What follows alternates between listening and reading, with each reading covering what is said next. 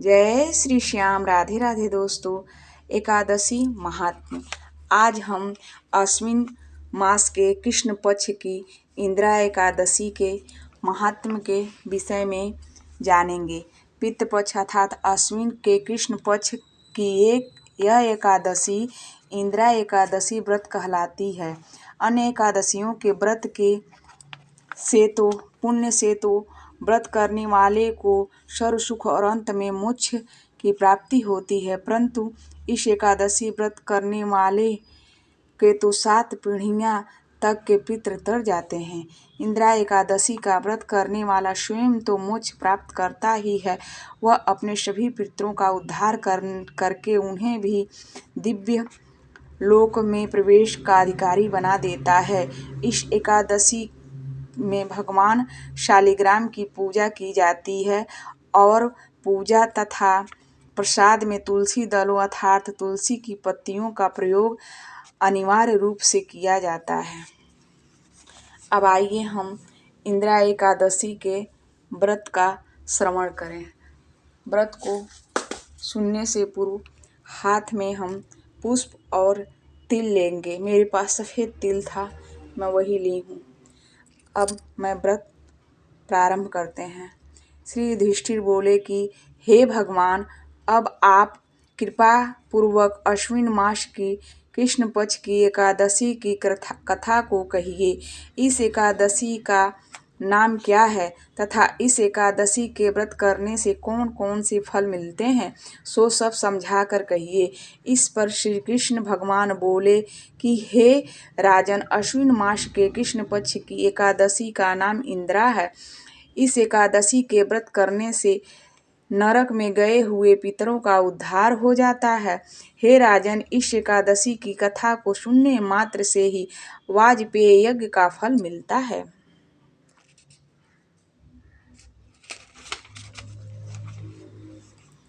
प्राचीन सतयुग में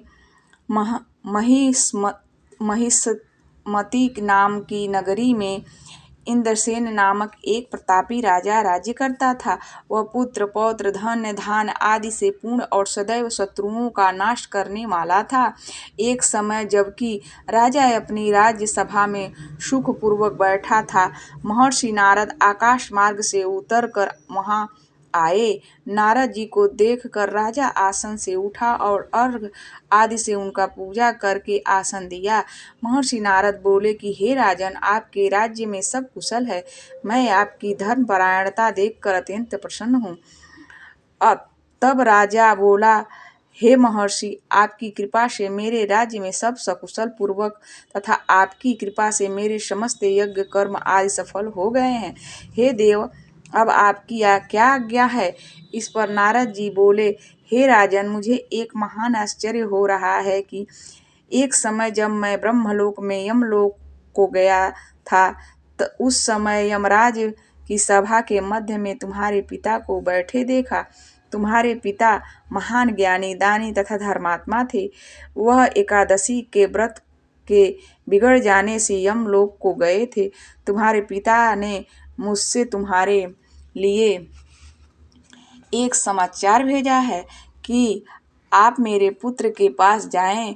मेरे पुत्र का नाम इंद्रसेन है, जो कि महिष्मति नाम की नगरी में राज्य करता है।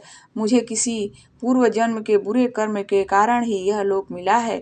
यदि मेरा पुत्र इंद्रसेन अश्विन मास के कृष्ण पक्ष की इंदिरा एकादशी का व्रत करे और उस व्रत को मुझे दे दे, तो मेरी मुक्ति हो जाएगी। इस लोक से छूटकर स्वर्ग लोक में वास करूं।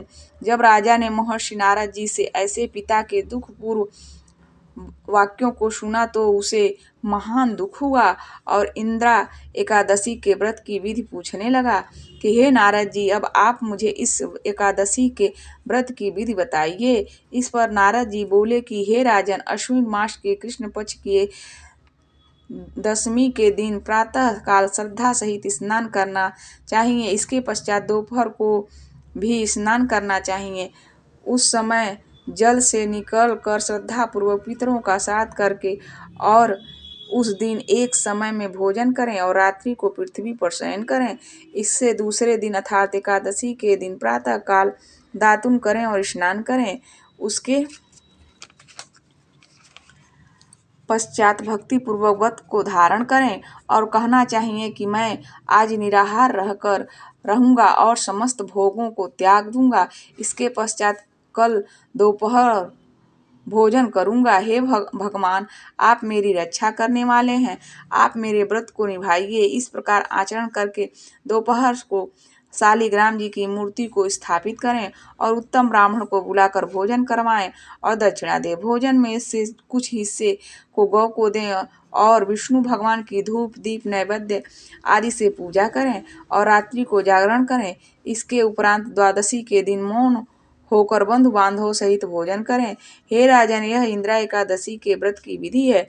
हे राजन, यदि तुम आलस्य रहित होकर इस एकादशी के व्रत को करोगे तो तुम्हारे पिताजी अवश्य ही स्वर्ग में जाएंगे। महर्षि नारद राजा को उस सब उपदेश देकर अंतर्ध्यान हो गए।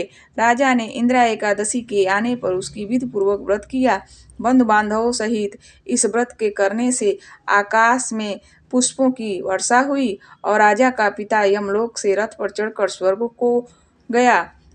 राजा इंद्रसेन भी इस एकादशी के व्रत के प्रभाव से इस लोक में सुख भोग कर अंत में स्वर्ग लोक को गए।